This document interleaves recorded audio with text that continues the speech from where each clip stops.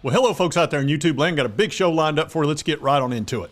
All right, folks, we're going to talk about the top 10 college QBs of all time. And this is probably going to be controversial. And I did my best to pick the top 10 that I've watched over the last, 30 years. So if I didn't get one the way you thought, excuse me.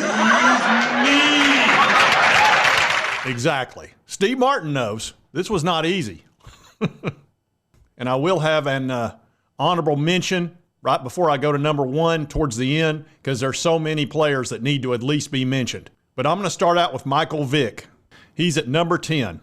First team All-American at Virginia Tech. He played the national championship game, of course, lost to Florida State. Number one pick in the NFL draft, and he really changed the game. He was the first unbelievable dual threat, could do it all, scary quarterback. One of the fastest quarterbacks I've ever seen. And he pretty much carried Virginia Tech on his back. Number 9, a Florida Gator. Oh, this hurts me. This hurts me. You know Florida is my nemesis. Hey. Hello, Noman. Hello, Jerry. But I got to give credit where it's due. Danny Werfel. Heisman winner in 96. Won the national title in 96. 114 touchdowns, 42 interceptions. 114 TDs is best in the SEC. 24-2 in 95 and 96. He caused a lot of nightmares for my Vols. Number 8, a Clemson Tiger, Trevor Lawrence. He should have played at Tennessee. We had him. Butch Jones had him, but he wound up going to Clemson, which was great for Dabo. 10,098 yards, 90 touchdowns, 17 interceptions, 38-2. National title his freshman year. Broke about every Clemson record there is. He's a great NFL quarterback. He was a heck of a player. Now we're moving to number 7, and this is a USC guy, Matt Leinart. I remember this guy well. 99 touchdowns, 23 interceptions, 2-time national champion. 2. Heisman in 2004, 37-2 at USC. That was back when they were dominating. Now we got to bring up a guy from Nebraska, Tommy Frazier, number 6. 2-time national champion in 94 and 95, first team All-American, finished second in the Heisman in 95, a fantastic player. You can't leave out Tommy Frazier when you're going to have a top 10. Number 5, and I remember this guy really well, was Vince Young. He was an incredible college quarterback. 2005 national champions when he beat USC. And in that game against USC, he had 267 yards passing, but he had 200 yards rushing. Had sort of that side-armed passing style, which I wasn't a real big fan of. He finished second to Reggie Bush in the Heisman, and when Reggie Bush lost the Heisman due to recruiting violations, he offered it to Young, and Vince Young said, absolutely not. You earned it, you won it, you keep it. They ought to give it back to you. I thought that was the right thing to do. Number 4 on this list, Cam Newton, a phenomenal college quarterback. He gave Alabama some nightmares, let me assure you. First pick in the NFL draft. He was a 2011 Heisman winner, won the national title in 2011. He was a big dude, kind of like Vince Young, and could run like the wind and had incredible touch. And he pretty much put the Auburn Tigers on his back and carried them to a national championship. Number 3 is one of our Tennessee guys, Peyton Manning. He was there all 4 years, number 1 draft pick, 2-time Super Bowl champion in the NFL. He's the SEC all-time passing leader. He's got 33 school records, first team All-American. He should have won the Heisman, but unfortunately he didn't win a national title, and that they always kind of held that against him. But had he won a national title, he would be either first or second on this list. Now we're going down to number 2, and this guy was unbelievable. He had 1 year at LSU that will never be broken or ever. I don't know how anybody could ever have a better year than he had.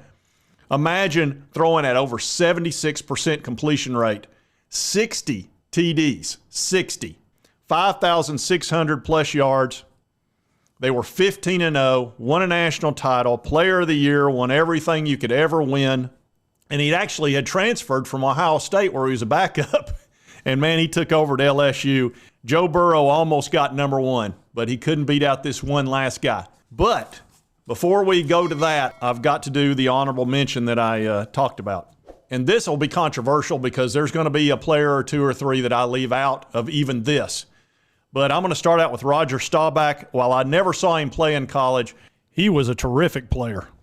and he pretty much carried Navy as well, so I had to put Roger Staubach on the list. Lamar Jackson from Louisville, another guy that has done incredibly well in the NFL, and one of the best dual-threat quarterbacks we'll ever see. Had another sort of different throwing style, but he's made it work. Another fella, Marcus Mariota of Oregon, another dual-threat guy. Very precise thrower of the ball.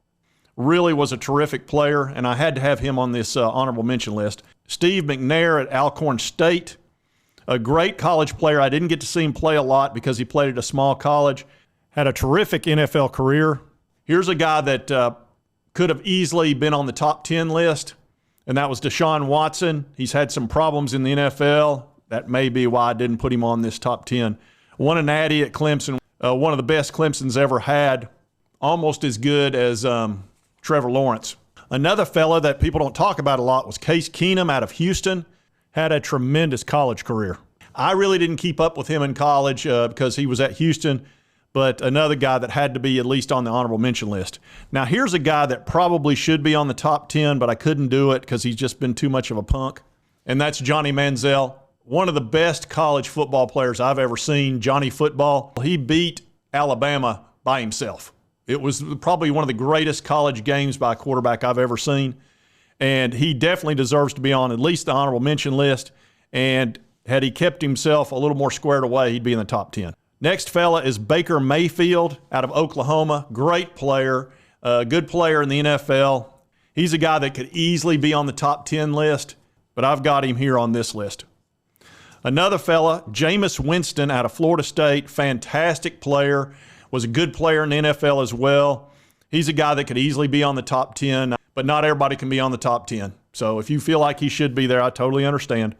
And another guy that I didn't get to see play in college was Archie Manning from Ole Miss.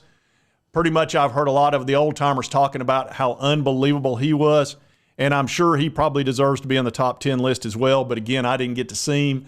So this is a little bit more of a modern era top 10. All right, folks, so here it is. I got to give the number one position, and it's a Florida Gator, which is just, it hurts. I got to do something here. I still can't believe it. But I had to do it. Tim Tebow, Mr. Jump Pass. 2 national championships, a Heisman, 88 touchdowns, 16 interceptions, 2,900 yards rushing. What a dual threat he was. He was like a tank. And the best thing that he did was just motivate his team. He was a linebacker playing quarterback. He really was. And you were not going to lose if you were on his team. He wouldn't allow it. He was just the type of leader that could pick a team up and carry him across the end zone, and he did it many, many times, much to the chagrin of my Vols. 2-time first-team All-American, Tim Tebow, best college quarterback in the history of football, in my opinion. You may disagree, and that's okay. He's my number one, and it's not something I enjoy saying because he is a Florida Gator, but look, you can't deny what the guy did, and I think he's a good dude, so that helps too. But anyway, I thought it'd be fun to do the top 10. You may completely disagree, or you may have your own opinion about who's number one. You can certainly tell me in the comment section. You know I'll read it. And if you'd like more videos like this, of course, I usually cover my Vols, the SEC, and I've been covering ACC and Big Ten stuff too a little bit when the big stories are there. If you've not subscribed, it's on your right. It's right here. Cost you nothing. Would help me out, help you get my videos. And right over here's most recent video. YouTube thinks you'll enjoy. We'll see you next time on Sports Talk Jay.